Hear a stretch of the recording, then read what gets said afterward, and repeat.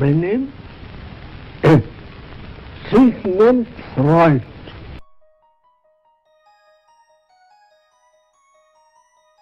Sigmund Freud, a physiologist, a medical doctor, a psychologist, and the founder of psychoanalysis.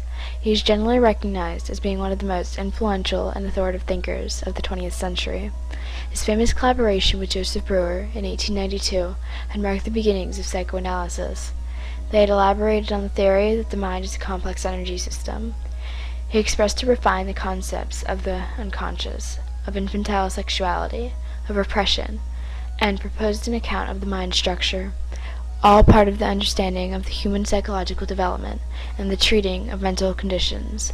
As he pursued his medical researches, he had concluded that the most fascinating mysteries lay hidden in the complex operations of the human mind.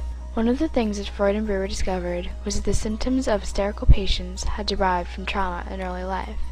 The patient was usually not even consciously aware of these drives and experiences. He concluded that the unconscious mind plays a major role in shaping the behavior of an individual.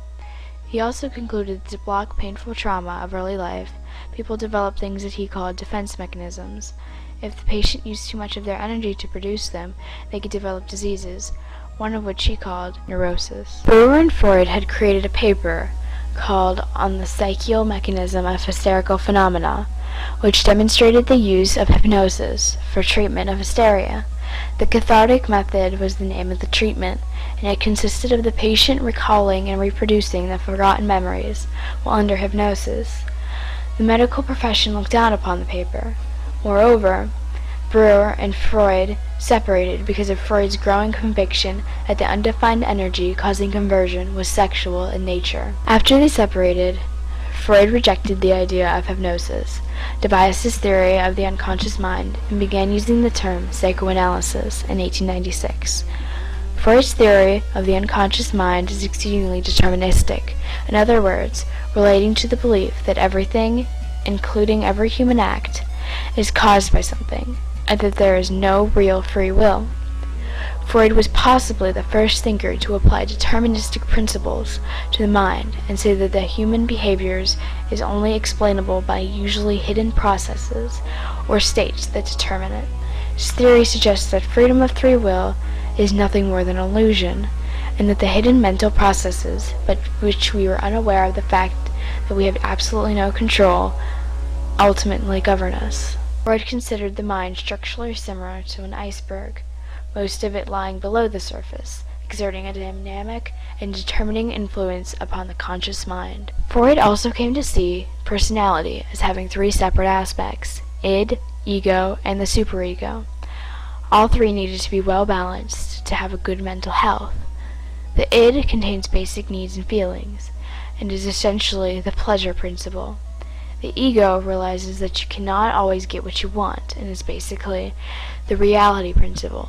Moreover, the superego is the moral part of the mind, and usually strives for perfection, though the so-called perfection is typically far from reality. He also grouped the instincts into two broad categories: eros, the life instinct, which covered all of the self-preserving instincts, and then thanatos, the death instinct, for all hostility and cruelty.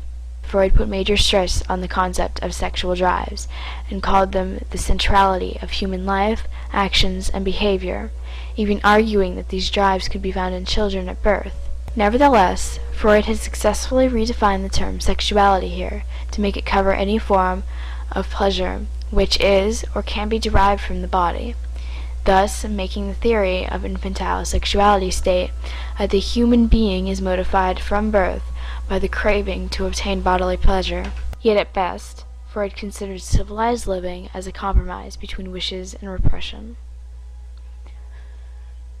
Freud's aim was not only to create a sweeping theory of mental functioning and malfunctioning, but also to devise the rules of psychoanalytic treatment. However, the usefulness of analysis is still a matter of controversy.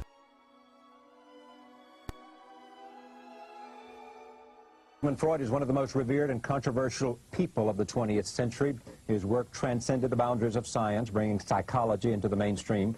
Terms such as superego, Oedipal complex, sibling rivalry, and Freudian slips all have become part of our culture. just as much as they are part of psychoanalysis. The Freudian theory had an immense impact. Although his theories were considered shocking when they were created, and they still continue to create much controversy, but no one argues against his great influence.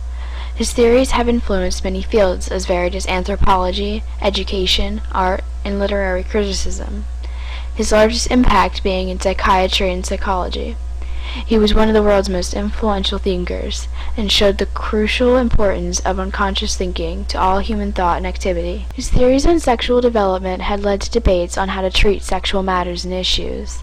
The stress he had put on the importance of childhood helped teach the value of giving children an emotionally nourishing environment. Freud's theories even influenced surrealism in art and literature. Similar to psychoanalysis, surrealistic painting and writing explores the inner depths of unconscious mind, giving artists and writers subject matter.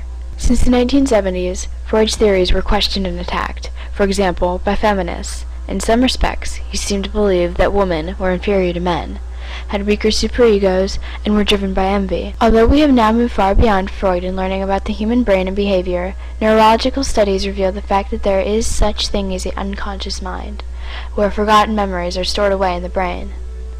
Freud laid the foundations for today's awareness of the destructive effects of child abuse, both sexual and violent, and of child neglect, and changed the way we thought about children, trauma, human development, and personality in general. Whether we choose to agree with Freud or not, we indefinitely owe him a debt of gratitude for setting us on the course of learning about mental health.